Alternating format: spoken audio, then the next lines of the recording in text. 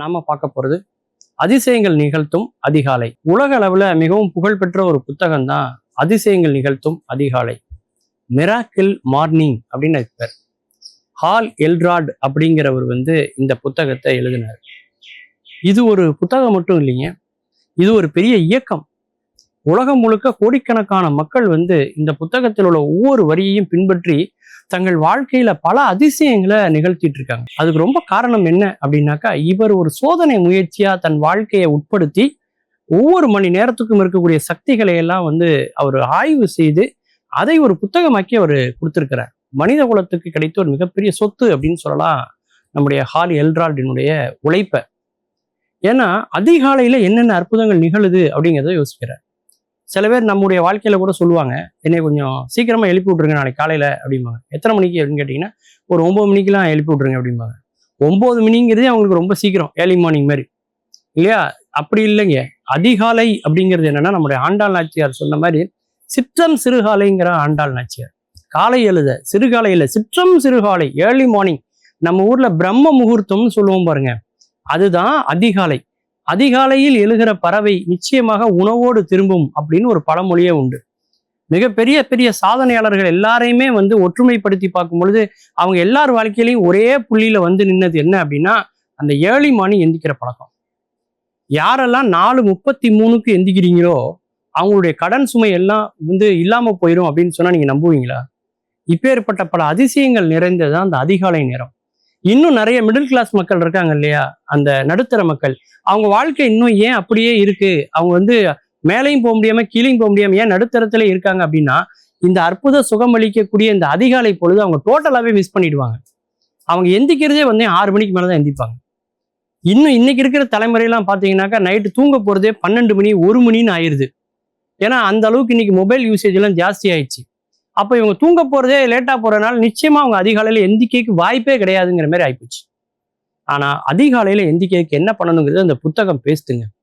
அப்ப என்ன செய்யணுமா, மதிய உணவு சாப்பிட்ட உடனே ஒரு நீண்ட ஒரு வாக்கிங் போகணும்.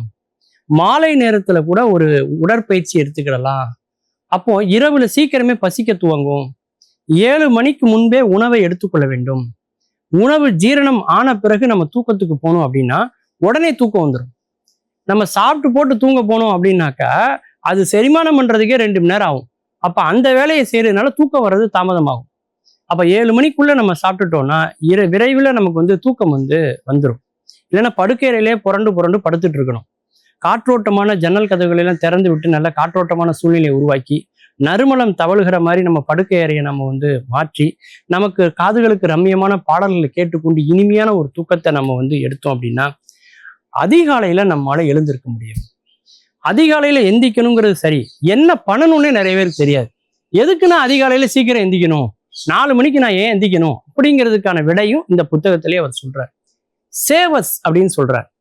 SAVERS அப்படிங்கிறார். வாழ்க்கையை மாற்றக்கூடிய வார்த்தைகள், எழுத்துக்கள். இந்த வார்த்தைகள் எஸ் அப்படின்னு என்னன்னா சைலண்ட். காலையில அதிகாலையில் எழுந்தோடனே அமைதியா இருக்கு சொல்றார். அது தியானமா இருக்கலாம்.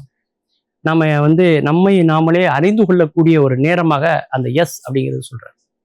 ஏ அப்படின்னு என்னன்னா அஃபர்டபிலிட்டி, அதாவது ஒரு உறுதிப்பாடு. நாம என்ன பண்ண போறோம், நம்முடைய இலக்குகள் என்ன, நம்முடைய சிந்தனைகள் என்ன, நமக்கு என்னென்ன வேணும் அப்படிங்கிறதெல்லாம் நம்ம சிந்திக்க உண்டான நேரம் தான் அந்த ஏ குறிக்குது. வி அப்படிங்கிறது என்ன சொல்றாருன்னா விசுவலைசேஷன்.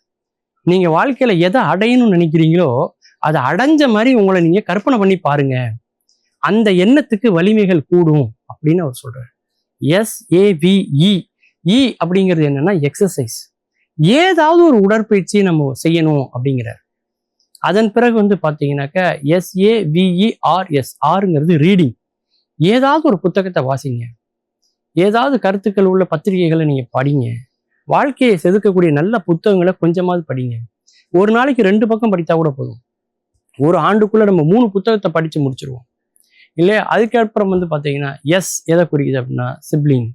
எழுதி பாருங்க, உங்களுடைய கனவுகளை எழுதுங்க, டே பிளானை எழுதுங்க, வீக் பிளான் எழுதுங்க, மந்த்லி பிளான் எழுதுங்க, இயர் பிளான் எழுதுங்க. வாழ்க்கையில் என்னென்ன சாதிக்கணும்னு நினைக்கிறீங்களோ, எதெல்லாம் நீங்க அடையணும்னு நினைக்கிறீங்களோ, எதெல்லாம் உங்களுக்கு வேணும்னு நினைக்கிறீங்களோ அதை எல்லாத்தையும் எழுதுங்க. அப்படி உங்களுடைய அதிகாலை நேரத்தை 1 மணி நேரத்தை பொன்னான நேரத்தை நீங்க செலவிட்டு பாருங்க. இப்படியே ஒரு 48 நாள் நீங்க செஞ்சு பார்த்தீங்கன்னா நிச்சயமா உங்க வாழ்க்கையில மிகப்பெரிய மாற்றங்கள் ஏற்பட்டு கொண்டே இருக்கும். அதிகாலையில எப்படி எந்திக்கிறது அப்படிங்கிறதையும் இந்த புத்தகம் பேசுது. 4:33க்கு எந்திக்க போறேன் அப்படின்னு இரவு தூங்குறதுக்கு முன்னாடி ஒரு 10 முறை உறக்க சொல்லிட்டு நீங்க படுத்து பாருங்க. கரெக்டா 4:33க்கு அலாரம் வைக்காமே நீங்க எந்திரிச்சிருவீங்க அப்படின்னு இந்த புத்தகம் உங்களுக்கு பேசுது. விமான பயணம் மேற்கொள்ள போறோம்னா ஃபிளைட் டைம் என்னங்கிறது நம்ம தெரிஞ்சிச்சுன்னா கரெக்டா அதுக்கு முன்னாடியே அலாரம் வைக்கிறதுக்கு முன்னாடி நம்ம எந்திக்கிறோமா இல்லையா? அப்பேற்பட்ட ஆற்றலுடையது மூளை. மூளையை பயன்படுத்துங்கள் அப்படின்னு அவர் சொல்றாரு. அற்புதங்களை நிகழ்த்தக்கூடிய அதிகாலையினுடைய சிறப்புகளை அவர் இந்த புத்தகத்தின் மூலமா பேசியிருக்கார். மீண்டும் பல புதிய தகவல்களோடு அதில் அறியப்படாத பக்கங்களோடு உங்களை சந்திக்கிறேன். நன்றி, வணக்கம்.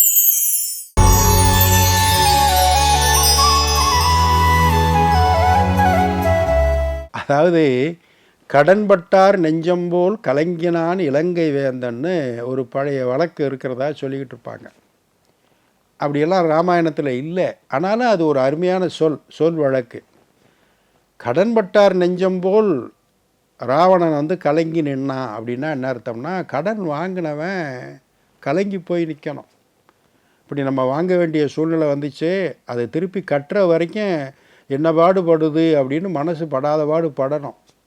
இப்போ கடன் கொடுத்தார் நெஞ்சன் போல தான் எல்லாரும் கலங்கி போய் நிற்கிறாங்க. கடன் வாங்குறவனுக்கு பேர் தான் கடன்காரன்னு பேர். கடன் கொடுத்தவனத்தை இப்போ சொல்கிறோம், இந்த வர்றான் கடன்காரன், கடன் கொடுத்தவன், அவனை போய் கடன்காரன்னு அவனை சொல்லிக்கிட்டு இருக்கோம். கடன் அப்படிங்கிற சொல் இருக்க தமிழில் கடமை அப்படிங்கிறதுக்கு தான் கடன்னு பேர். எதை நம்ம திருப்பி செலுத்தணுமா, நன்றி கடன், நன்றியை திருப்பி செலுத்தணும். அதுதான் கடமை. அப்போ கடமை நெஞ்சத்தோடு இருக்கிறது அப்படின்னா கடன் வாங்கினவன் எப்படி இருப்பானோ அது மாதிரி இருக்கணும். கண்ணும் கருத்துமாக கடன் வாங்கினவன் இருக்கிற மாதிரி கடமையாற்றுவதில் நம்ம ஒவ்வொருத்தருக்கும் ஒரு கடமை இருக்குது, அதை செஞ்சாகணும். ஒரு பேங்க்லேருந்து ஃபோன் ஒருத்தருக்கு மழை காலத்தில், ஹலோ எடுக்கிறான், நாங்கள் இந்த பேங்க்லேருந்து பேசுகிறோங்க. ஆமாம் சொல்லுங்கள் என்னங்க அப்படின்னு இவன் கேட்டான். எங்கள் பேங்க்லேருந்து நீங்கள் எதுவும் லோன் வாங்கியிருக்கீங்களா அவன் கேட்டான். ஆமாங்க, உங்கள் பேங்க்கில் லோன் வாங்கி தான் நான் பைக்கு வாங்கியிருக்கேன் அப்படின்னு. ஒரு மெசேஜ் அனுப்பிச்சோமே பார்த்தீங்களா, அதாவது மழை வெள்ளத்தினால இந்த மாதத்துக்கான இஎம்ஐயை நீங்கள் கட்ட வேண்டியதில்லை, அடுத்த மாதம் சேர்த்து கட்டுங்க அப்படின்னு ஒரு மெசேஜ் போட்டோமே, உங்களுக்கு வந்துச்சா? வந்துச்சுங்க, நல்லா வந்துச்சுங்க, படித்தேங்க. ஆமாங்க, ரொம்ப நன்றிங்க. இந்த மாதம் இஎம்ஐ கட்ட வேணாம், அடுத்த மாதம் சேர்த்து கட்டணுமா? நல்லதுங்க அப்படின்னா. அதோடு நிறுத்தியிருந்தால் பரவாயில்லை. இந்த கடை வாங்கினவன் திருப்பி அந்த பேங்க்காரன்ட்ட கேட்டான், சார் அடுத்த மாதமும் நான் இஎம்ஐ கட்டாமல் விட்டுட்டேன்னு வச்சுக்கோங்க, இந்த மாதம் கட்டலை, அடுத்த மாதமும் கட்ட முடியாமல் நான் கட்டலைன்னு விட்டுட்டா என்ன பண்ணுவீங்க அப்படின்னு கேட்டான்.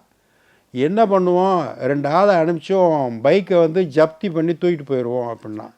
ரொம்ப நல்லதுங்க, இப்போவே அந்த வேலையை பாருங்கள். பெஞ்ச மழையில் 10 அடி பள்ளத்துக்குள்ளே என் பைக்கு எதுக்குமே பயன் இல்லாமல் கிடக்கு, தூக்கிட்டு போங்க இப்போயே, அடுத்த மாதம் வரைக்கும் ஏன் காத்துக்கிட்டு இருக்கீங்க அப்படின்னா பாருங்கள். கடை அப்படியெல்லாம் இருக்குது. ஒரு ஃப்ரெண்டு இன்னொரு ஃப்ரெண்டை கூப்பிட்டான், ஒரு 2 மணி நேரம் என் கூட துணைக்கு வர்றியா அப்படின்னு கேட்டான். எதுக்குடான்னு. எங்கள் அண்ணன்கிட்ட கடன் கேட்க போகிறேன், அவர் கொடுத்துருவார், நீ துணைக்கு நின்னீன்னா சாட்சிக்குன்னு சொல்லி நான் வாங்கிட்டு வந்துடுறேன் அப்படின்னா. சரி நண்பனுக்கு இது கூட செய்யலாமே அப்படின்னு போனான். அண்ணன் வீட்டுக்கு போனால், வாப்பான்னு கூப்பிட்டார் அண்ணன். இவன் தம்பி போனால், இவன் ஃப்ரெண்டும் கூட நிற்கிறான். என்னப்பா வந்ததுன்னு. ஒரு 10,000 ரூபா பணம் வேணும்னே, அதுக்காகத்தான் வந்தேன் அப்படின்னா. அப்படியா, 10,000 ரூபா பணம் வேணும்னா ஒரு தடவை காலில் விழு அப்படின்னா. யார்? அண்ணன், தம்பிக்காரண்ணன். ஃப்ரெண்டுக்கு ரொம்ப அவமானமாக போச்சு. டேய், 10,000 ரூபா பணத்துக்காக ஒருத்தர் காலில் விழுந்து தான் கடை வாங்கணும்னா ஒன்றும் தேவையில்லைப்பா, வா போவோம் அப்படின்னு ஃப்ரெண்டுக்கே அவமானமாக போச்சு. தான் ஃப்ரெண்டுக்கு நடக்கிறதுக்கு. இவன் மெதுவாக சொன்னா, டேய் அண்ணங்காலில் தான்டா விழுகிறேன், 2வது 10,000 ரூபா கொடுக்குறான், அதனால் விழுவோம்டான்னு. இல்லைப்பா அதெல்லாம் அவமானம், கடை வாங்குறது காலில் விழுகிறதெல்லாம் அவமானம் இல்லையா அப்படின்னு. சரிப்பா, இப்போ என்ன சத்தம் இல்லாமல் தனியாக கூப்பிட்டு பேசுகிறாங்க 2 பேரும். இப்போ என்ன, ஒரு தடவை தானே காலில் விழுக சொல்கிறான், விழுந்து 10,000 வாங்கிக்கிறேன், திருப்பி அவன் அந்த 10,000 என்கிட்ட வாங்கிறதுக்குள்ளே எத்தனை தடவை அவன் காலில் விழ போகிறான் தெரியுமா? அது எப்படி இருக்கும் தெரியுமா? அப்போ பார்த்துக்குவோம், வாங்குவோம் அப்படின்ட்டு கிளம்புனானா. எவ்வளவு திட்டம் போட்டு கடை வாங்குறாங்க பாருங்கள். அடுத்த ஒரு நிகழ்வில் சந்திப்போம். இந்த நாள் இனிய நாளாக அமைய நல்வாழ்த்துக்கள். வணக்கம்.